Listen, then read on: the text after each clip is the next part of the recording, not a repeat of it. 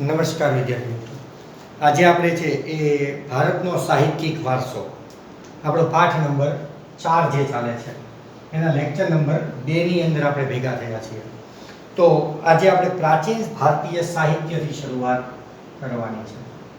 પ્રાચીન ભારતીય સાહિત્ય. આ જે છે એ પાઠની અંદર હું અમુક જ વસ્તુ લખીશ. આની અંદરથી મોટાભાગે વિકલ્પોને એવું બધું પૂછાય છે.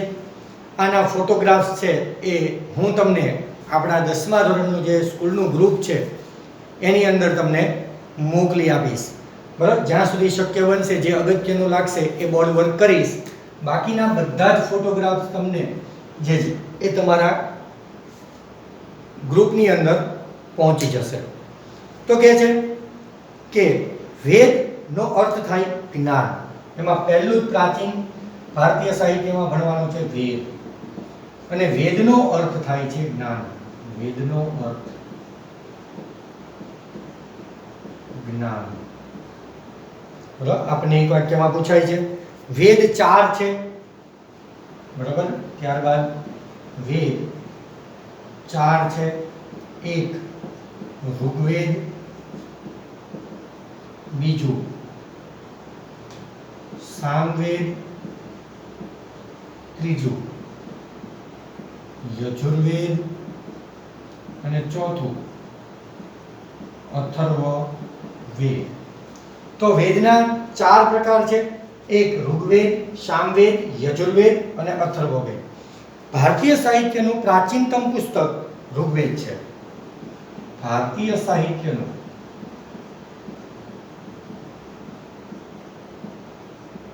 પ્રાચીનતમ પુસ્તક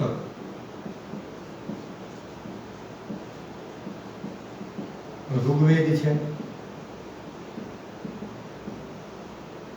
ત્યારબાદ એમાં કુલ 1028 ઋચાઓ છે. 1028 ઋચાઓ છે. શેમાં? તો કે ઋગ્વેદમાં. ઋગ્વેદને 10 ભાગમાં વહેંચ્યો છે. 10 ભાગમાં વહેંચ્યો છે. ત્યારબાદ આપણને કહે છે કે આ ઋચાઓથી મોટા ભાગના દેવોને લગતી સ્તુતિઓ છે. આ જે 1028 ઋચાઓ છે એ મોટા ભાગે દેવોની સ્તુતિ છે. આ સ્તુતિઓ યજ્ઞ પ્રસંગે કરવામાં આવતી હોય છે. તેમાંથી ઉષાને સંબોધન કરતી કેટલીક સ્તુતિઓ ખૂબ મનમોહક છે. આ ગ્રંથ સપ્તસિંધુ પ્રદેશમાં વસેલા આર્યોની રાજકીય, સામાજિક અને ધાર્મિક તેમજ આર્થિક બાબતનું વર્ણન કરે છે. આ પ્રશ્ન એક વાક્યમાં પૂછાય છે. કયો ગ્રંથ સપ્તસિંધુ પ્રદેશમાં વસેલા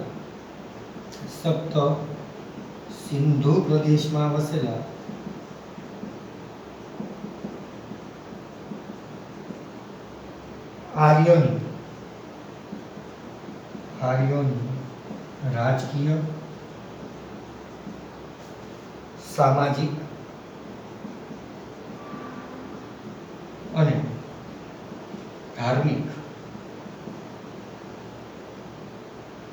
તેમજ આર્થિક બાબતનું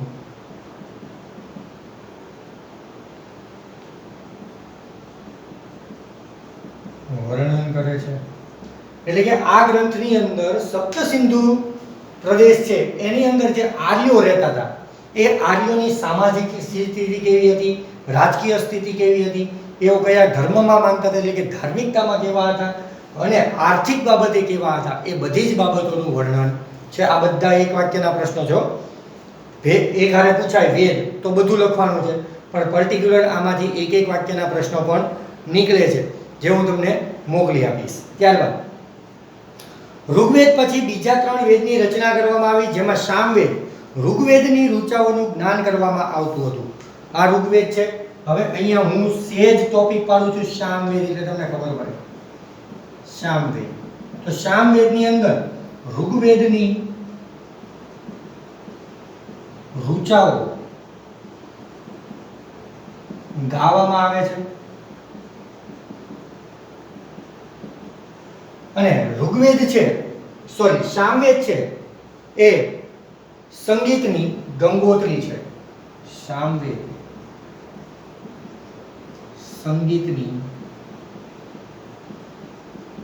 ગંગોત્રી છે. આપણે બીજા પાઠમાં પણ ભણી ગયા સામવેદ એ સંગીતને લગતો વેદ છે, તો અહીંયા કે છે સામવેદ એ સંગીતની ગંગોત્રી કહેવાય છે. ત્યારબાદ આવે છે યજુર્વેદ.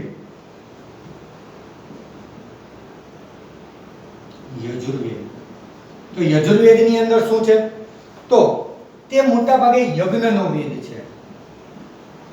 યજ્ઞનો વેદ. તો આપણને એવું પૂછે યજ્ઞનો વેદ કયો છે? તો યજુર્વેદ. ત્યારબાદ આપણને કહે છે કે આ વેદ છે એ ગદ્ય અને પદ્ય સ્વરૂપે રચાયેલો છે. તો કયા? ગદ્ય અને પદ્ય સ્વરૂપે રચાયેલ છે. એટલે કે થોડા ઘણા ભાગમાં ગાવાનું છે, એટલે કે કવિતા જેવું છે, અને અમુક પાઠ જેવું છે. ગદ્ય એટલે પાઠ અને પદ્ય એટલે કવિતા. ત્યારબાદ યજ્ઞ વખતે બોલવામાં આવતા મંત્રો, ક્રિયાઓ અને વિધિઓનું તેમાં વર્ણન છે.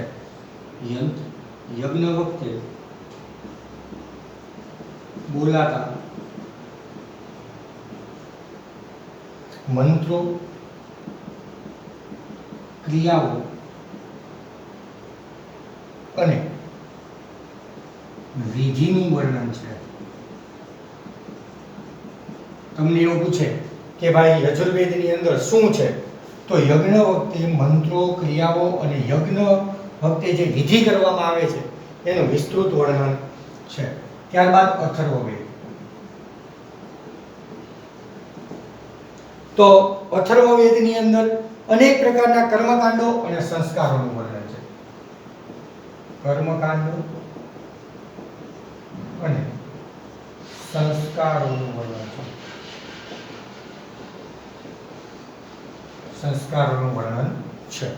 સંસ્કારો એટલે આપણા ભારતીય ધર્મની અંદર, હિન્દુ ધર્મની અંદર 16 સંસ્કારો છે. જેમ કે યજ્ઞોપવિત સંસ્કાર, લગ્ન સંસ્કાર, બરાબર, અંતિમ સંસ્કાર, એમ 16 પ્રકારના સંસ્કારો છે. એ સંસ્કારોનું વર્ણન છે એ અથર્વવેદમાં છે. ત્યારબાદ કહે છે ઉપનિષદ. વેદો પછી ઉપનિષદ. આ બધું પ્રાચીન ભારતીય સાહિત્ય છે, પ્રાચીન સમયનું સાહિત્ય છે. આ સાહિત્યમાં ઉપનિષદમાં બ્રહ્માંડનો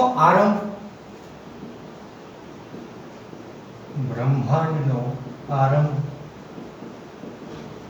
ત્યારબાદ જીવન મૃત્યુ,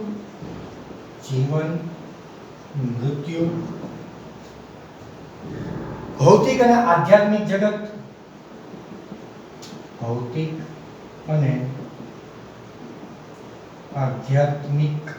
જગત,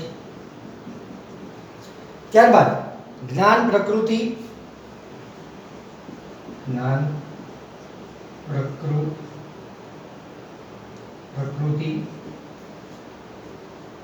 અને બીજા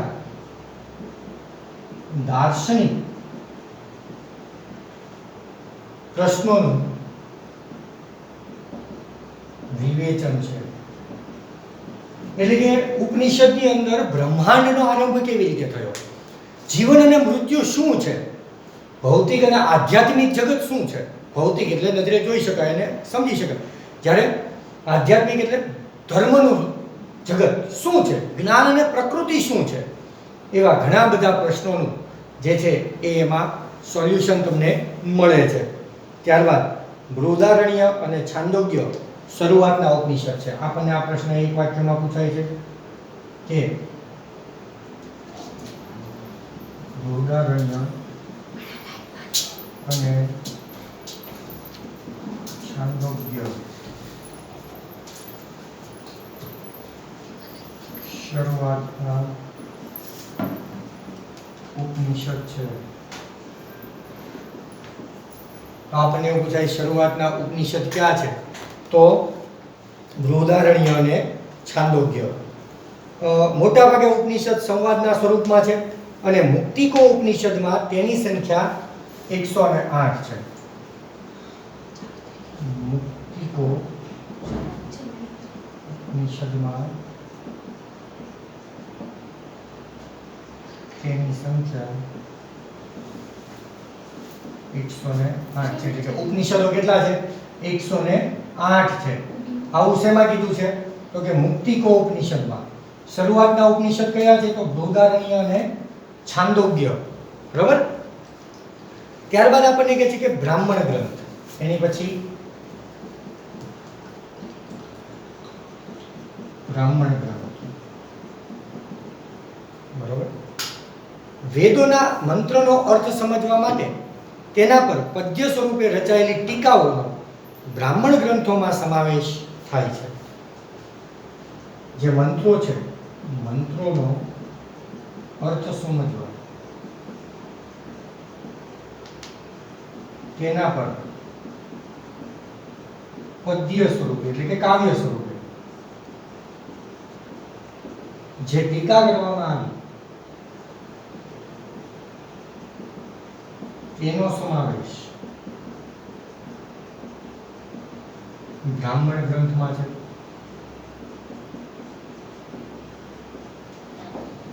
બરાબર. ત્યારબાદ છે એ છે આરણ્યકો.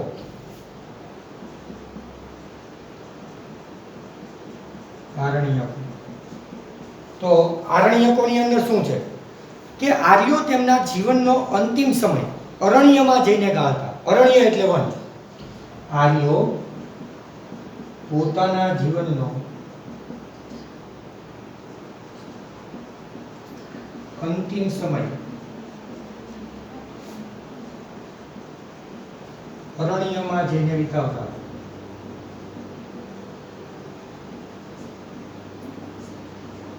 અરણ્ય એટલે જંગલમાં જઈને વિતાવતા અને વન અથવા અરણ્યમાં આશ્રમ બાંધી સતત ચિંતન કરી રચાયેલા તત્વજ્ઞાનથી ભરપૂર એવા સાહિત્યને આરણ્યકો કહે છે.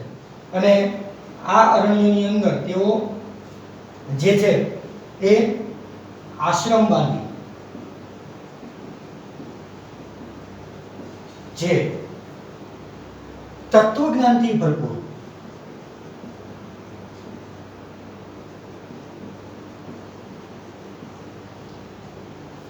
જે સાહિત્ય રચતા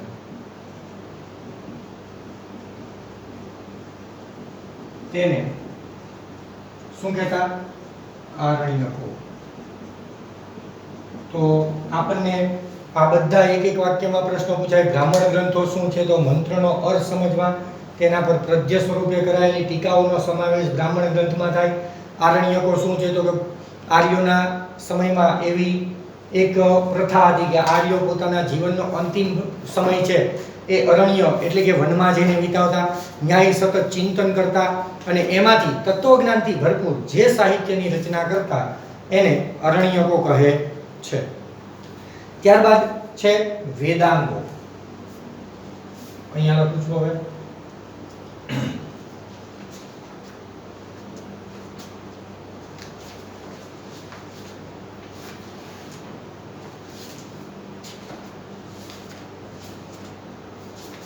તો પછી છે વેદાંગો. તો વેદાંગોની અંદર શું છે કે આ સાહિત્યમાં કર્મકાંડ ઉપરાંત જ્યોતિષ, વ્યાકરણ અને ખગોળશાસ્ત્રનો સમાવેશ છે.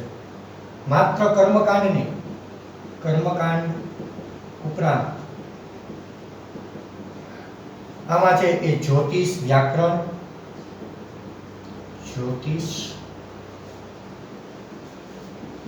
વ્યાકરણ અને ખગોળશાસ્ત્ર નો સમાવેશ છે. ત્યારબાદ આપણને કહે છે કે મહાકાવ્યો વિશે. આ મહાકાવ્યો છે ને એ અલગથી 2 માર્કમાં પણ પૂછાય છે કે ભારતના 2 મહાકાવ્યો વિશે સમજાવો. તો એક છે રામાયણ, મહાભારત અને બીજું છે રામાયણ. તો રામાયણ અને મહાભારત વિશે તો લગભગ બધાને ખબર છે, બરાબર. છતાંય આમાં શું આપ્યું છે જોઈએ. તો કે છે કે ભારતમાં 2 મુખ્ય મહાકાવ્યો છે, એક રામાયણ અને મહાભારત. 2 મહાકાવ્ય છે. કયા કયા? મહાભારત અને રામાયણ. જ્યાં અગત્યનું હશે એ જ લખીશ.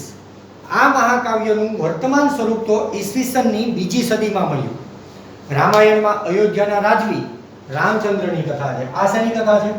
તો કે રામચંદ્રની કથા છે. આ છે એ રામચંદ્રની કથા છે, આપણને બધાને ખબર છે. ત્યારબાદ આ મહાકાવ્ય મહાભારત કરતા ઘણું નાનું છે. મહાભારત કરતા કેવું છે? કરતા નાનું છે. અને તેમાં અનેક દિલચસ્પ ઘટનાઓ અને સાહસોનું વર્ણન છે. જો એની મુખ્ય કથા છે ને ભગવાન શ્રી રામની છે, રાજ્યાભિષેકની, બરાબર. પણ એની સાથે ઘણી બધી જે છે એ દિલચસ્પ કથાઓ છે. જેમ કે અર્જુને છે એ બૃહદલ્લાનું રૂપ ધારણ કરી અને જે યુદ્ધ કર્યું હતું એ, ત્યારબાદ દ્રૌપદી સ્વયંવરની વાત છે, સોરી જે છે એ રામ ભગવાન ભરતનું મિલન છે, ત્યારબાદ છે એ હનુમાનજી છે એ જડીબુટ્ટી લઈ અને કેવી રીતે લક્ષ્મણની છે એ મૂર્છા સારી કરે છે એની વાત છે, રાવણ જેવો મહાપરાક્રમી કેવી રીતે ભગવાન શ્રી રામ સામે હારે છે એની કથા છે, બરાબર. આવી નાની મોટી ઘણી બધી સાહસિક કથાઓ એની અંદર છે. મેઘદૂતને અલગ રીતે દર્શાવ્યો છે, બરાબર. તો આમ આની અંદર છે એ ઘણી બધી જે છે એ બીજી નાની મોટી દિલચસ્પ કથાઓ પણ જોડાયેલી છે. ત્યારબાદ કે છે કે મહાભારતમાં લગભગ જે છે એ 1,00,000 શ્લોક છે. મહાભારતમાં કેટલા શ્લોક છે? 1,00,000 શ્લોક છે. અને આમ જુઓ તો રામાયણ કરતા મહાભારત સૌથી મોટો ગ્રંથ છે. તે વિશ્વનો સૌથી મોટો કાવ્ય ગ્રંથ છે. વિશ્વનો સૌથી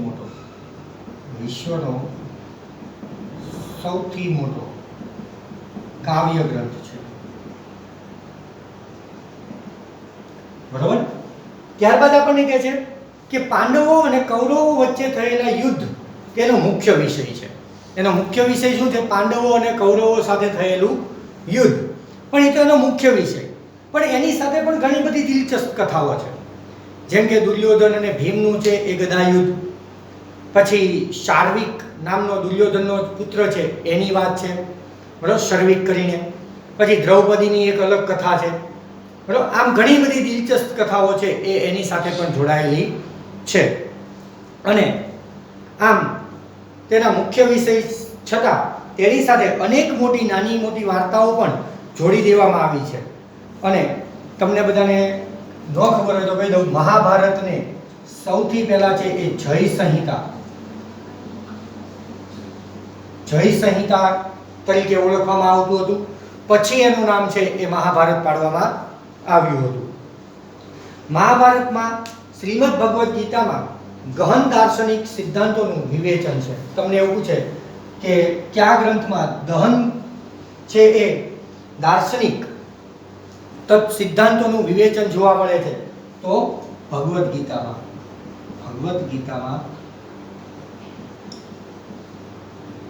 ગહન દાર્શનિક પ્રશ્નોનું વિવેચન છે, બરાબર. ત્યારબાદ તેમાં મોક્ષ પ્રાપ્તિના 3 માર્ગો છે: જ્ઞાન, કર્મ અને ભક્તિ. ભગવદ્ ગીતામાં છે એ મોક્ષ પ્રાપ્તિના કેટલા માર્ગ છે? તો મોક્ષ પ્રાપ્તિના 3 માર્ગ છે. પહેલું જ્ઞાન, બીજું ભક્તિ અને ત્રીજું છે એ કર્મ. આમ તો આપણે જ્ઞાન, ભક્તિ, કર્મ એ 3 મોક્ષ પ્રાપ્તિ માટેના સૌથી અગત્યના માર્ગ છે એવું એમાં કીધું છે. રામાયણ અને મહાભારત બંને મહાકાવ્યોએ સદીઓ સુધી કરોડો લોકોના વિચારો અને સાહિત્ય પર એક ગહન પ્રભાવ પાડ્યો છે અને ભારતમાં સંસ્કારોનું સિંચનનું પ્રેરક કાર્ય કર્યું છે. ત્યારબાદ છે એ જે પેરેગ્રાફ છે એ આપણે નેક્સ્ટ પીરિયડમાં જોશું. આજે પ્રાચીન સાહિત્યની અંદર છે એ આપણે રામાયણ અને મહાભારતના 2 જે મહાકાવ્યો છે એની વિશે વાત કરી, ત્યાં સુધી વાત કરી, વેદો વિશે વાત કરી. હજુ આ પાઠની અંદર પ્રાચીન ભારતીય સાહિત્ય ઘણું બધું છે. પરિણામે આપણે નેક્સ્ટ પીરિયડમાં છે એની વાત કરશું. તો અહીંયા સુધી રાખીએ. અસ્તુ. આભાર.